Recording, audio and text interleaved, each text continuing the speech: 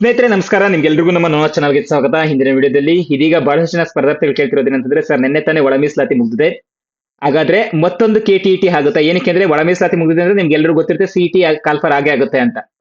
So CET ಗಿಂತ ಮೊದಲು ಕೆಟೆಟ್ call for ಆಗುತ್ತಾ? ಸೊ ಅದಕ್ಕೆ ಕೆಟೆಟ್ ಕಾಲ್ಫರ್ ಆದ್ರೂ ಒಳ್ಳೇದೇ, ಆಗದೆ ಇದ್ರೆ ಏನಾಗುತ್ತೆ?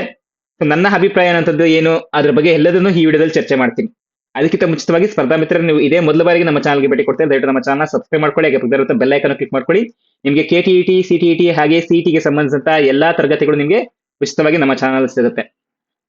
ಈಗ ಮತ್ತೊಂದು ಕೆಟಿಇಟಿ ಆಗೋದಾ ಅಂತ ಯಾಕೆ ಎಲ್ಲರೂ ಈ ಪ್ರಶ್ನೆ ಕೇಳ್ತಾ ಇದ್ದಾರೆ ಅಂತಂದ್ರೆ, ಈಗಾಗಲೇ ಡಿಸೆಂಬರ್ ನಲ್ಲಿ ಏನ್ ಟಿಇಟಿ ನಡೆದಿತ್ತು, ಆಗ ಶಾಲಾ ಶಿಕ್ಷಣ ಇಲಾಖೆ ಒಂದು ಮಾಹಿತಿನ ಹೊರಡಿಸಿತ್ತು. ಇನ್ಮೇಲೆ ನಾವು ವರ್ಷಕ್ಕೆ 2 ಸಲ ಟಿಇಟಿಯನ್ನ ಮಾಡ್ತೀವಿ, ಜೊತೆಗೆ ಮುಂದಿನ ಟಿಇಟಿ ಏಪ್ರಿಲ್ ನ ಕೊನೆಯ ವಾರದಲ್ಲಿ ಇರುತ್ತೆ ಅಂತ ಹೇಳಿದ್ರು.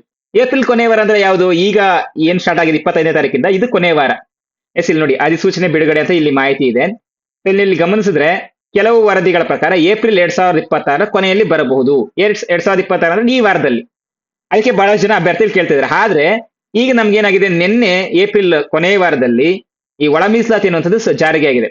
ಒಂದು ದೊಡ್ಡ ವಿಷಯ ಅಂತಂದ್ರೆ ಎಲ್ಲಾ ನೇಮಕಾತಿಗಳ ಪ್ರಾರಂಭ ಇಲ್ಲಿಂದ ಸ್ಟಾರ್ಟ್ ಆಗುತ್ತೆ. ನೇಮಕಾತಿಲಿ ಪ್ರಾರಂಭ ಸ್ಟಾರ್ಟ್ ಆಗುತ್ತೆ, ಅದನ್ನ ಮಾಡೋರು ಯಾರು?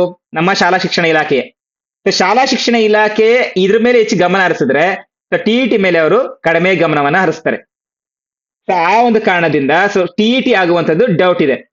ಬಟ್ ಟಿಇಟಿ ಆದ್ರೆ ಬಹಳಷ್ಟು ಜನಕ್ಕೆ ಉಪಯೋಗ ಆಗುತ್ತೆ. ಜೊತೆಗೆ ಈಗಾಗಲೇ ನಮ್ಗೆ 2025ರಲ್ಲಿ ಏನ್ ಟಿಇಟಿ ಮಾಡಿದ್ರು ಅದ್ರಷ್ಟು ಈಸಿ ಟಿಇಟಿ ಮತ್ತೆ ಬರೋದಿಲ್ಲ. ಏನಕ್ಕೆ ಅಂತಂದ್ರೆ ಆಗ ಶಿಕ್ಷಕರೆಲ್ಲ ಬರಿಬೇಕಾಗಿತ್ತು, ಕ್ವಾಲಿಫೈಡ್ ಆಗ್ಬೇಕಾಗಿತ್ತು. ಅದಕ್ಕೋಸ್ಕರ ನೀವು ಗಮನಿಸಿದ್ರೆ ಪೇಪರ್ 1 ಪೇಪರ್ 2 ತುಂಬಾ ಈಸಿಯಾಗಿ ಕೊಟ್ಟಿದ್ರು. ಬಟ್ ಈ ಸಲ ಪೇಪರ್ 2 ಪೇಪರ್ 1 ಅಷ್ಟು ಈಸಿಯಾಗಿ ಇರೋದಿಲ್ಲ.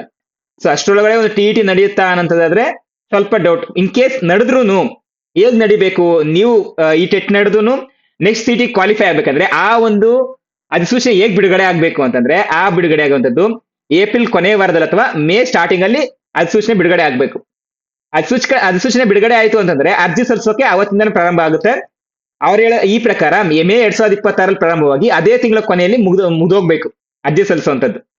ಜೊತೆಗೆ ಜೂನ್ ಅಲ್ಲಿ ಈ ಒಂದು ಅಡ್ಮಿಟ್ ಕಾರ್ಡ್ ಅನ್ನು ಬಿಟ್ಟು ಜೂನ್ ಎಂಡ್ ಅಲ್ಲಿ ಏನಾದ್ರೂ ಎಕ್ಸಾಮ್ಸ್ ನಡೆದು ಜುಲೈಯಲ್ಲಿ ಫಲಿತಾಂಶ ಪ್ರಕಟಣೆ ಆದ್ರೆ ಆಗ ನೀವೇನಾಗ್ತೀರಾ, ಮುಂದಿನ ಒಂದು ಏನು ಸಿಇಟಿಗೆ ನೀವು ಎಲಿಜಿಬಲ್ ಇರ್ತೀರಾ. ಯಾಕಂತಂದ್ರೆ ಜುಲೈಯಲ್ಲಿ ರಿಸಲ್ಟ್ ಬಿಟ್ರು ಆಗಸ್ಟ್ ಅಲ್ಲಿ ನಿಮ್ಗೆ ಮಾರ್ಕ್ಸ್ ಶೀಟ್ ಬರುತ್ತೆ, ಮಾರ್ಕ್ಸ್ ಕಾರ್ಡ್ ಅಂತ ಬರುತ್ತೆ. ಮಾರ್ಕ್ಸ್ ಕಾರ್ಡ್ ಅಲ್ಲಿ ಒಂದು ನಂಬರ್ ಇರುತ್ತೆ, ಆ ನಂಬರ್ ಅನ್ನು ನೀವು ಏನು ಏನು ಮುಂದಿನ ನೇಮಕಾತಿಗಳಲ್ಲಿ ಅದನ್ನ ಅಪ್ಲೈ ಮಾಡ್ಬೇಕಾಗುತ್ತೆ, ಶಿಕ್ಷಕರ ನೇಮಕಾತಿಗಳಲ್ಲಿ. ಸೊ ಅದರಿಂದ ಟೆಟ್ ಎನ್ನುವಂಥದ್ದು ನಡೆದ್ರು ಜುಲೈ 2026 ಒಳಗಡೆ ನಡಿಬೇಕು. ಸೊ ಆದ್ರೆ ಇನ್ನ ಲೇಟ್ ಆಯ್ತು, ಡಿಲೇ ಆಯ್ತು ಅಂತಂದ್ರೆ ಸಿಇಟಿನೂ ಡಿಲೇ ಆಗುತ್ತೆ. ಸೊ ಆ ಒಂದು ಕಾರಣಕ್ಕೋಸ್ಕರ ಈಗ ಯಾರೆಲ್ಲ ಸರಿಸುಮಾರಿಗೆ 10 ವರ್ಷಗಳಿಂದ ಕಾಯ್ತಾ ಇದ್ದಾರೆ ಏನು ಕೆಟಿಇಟಿಯನ್ನ ಬರೆದು ಸಿಇಟಿಗೋಸ್ಕರ. ಅದರಿಂದ ನನ್ನ ಅಭಿಪ್ರಾಯ ಏನಂತಂದ್ರೆ ಸಿಇಟಿಗಿಂತ ಮೊದಲು ಕೆಟಿಇಟಿ ನಡೆದ್ರೆ ಜುಲೈ ಒಳಗಡೆ ಮುಗಿಬೇಕು. ಇನ್ ಕೇಸ್ ಮಾಡಕ್ ಆಗಿಲ್ಲ, ಜುಲೈ ಒಳಗಡೆ ಮಾಡಕ್ ಆಗೋದಿಲ್ಲ, ಸೈಕಲ್ ಪ್ರೊಸೆಸ್ ಮುಗಿಯೋದಿಲ್ಲ ಅಂತಂದ್ರೆ ಮೊದಲಿಗೆ ಸಿಇಟಿನೇ ನಡಿಬೇಕು. ಸೊ ಇದು ನನ್ನ ಅಭಿಪ್ರಾಯ. ಸೊ ನಿಮ್ಮ ಅಭಿಪ್ರಾಯ ಏನನ್ನೋದನ್ನ ಕಮೆಂಟ್ ಸೆಕ್ಷನ್ ಅಲ್ಲಿ ತಿಳಿಸಿ. ಸೊ ಮತ್ತೊಂದು ಕೆಟಿಇಟಿ ಆಗುತ್ತಾ ಆಗಲ್ವಾ ಅನ್ನೋದನ್ನ ನಾನು ಒಂದು ವಾರದಲ್ಲಿ CSSL ಗೆ ಭೇಟಿ ಕೊಟ್ಟು ಅಲ್ಲಿ ಸಂಪೂರ್ಣವಾಗಿ ಏನ್ ಮಾಹಿತಿ ಕೊಡ್ತಾರೆ ಅನ್ನುವಂಥದ್ದನ್ನ ನಿಮ್ಗೆ ತಗೊಂಡ್ಬಂದು ಮಾಹಿತಿನ ತಿಳಿಸ್ತೀನಿ. ಸ್ನೇಹಿತರೆ, ಇದಾಗಿತ್ತು ಇವತ್ತಿನ ಮಾಹಿತಿ. ಸೊ ಇದೇ ರೀತಿಯ ಮಾಹಿತಿಗಳಿಗೆ ನಮ್ಮ ಚಾನಲ್ ಸಬ್ಸ್ಕ್ರೈಬ್ ಮಾಡ್ಕೊಳ್ಳಿ, ಹಾಗೆ ಪಕ್ಕದಂತ ಬೆಲ್ ಐಕಾನ್ ಕ್ಲಿಕ್ ಮಾಡ್ಕೊಳ್ಳಿ ಅಂತ ಹೇಳ್ತಾ, ಸೊ ಇಲ್ಲಿಗೆ ಈ ಮಾಹಿತಿನ ಮುಗಿಸ್ತಾ ಇದ್ದೇನೆ. ನಿಮ್ಗೆಲ್ರಿಗೂ ಧನ್ಯವಾದಗಳು ಸ್ನೇಹಿತರೆ.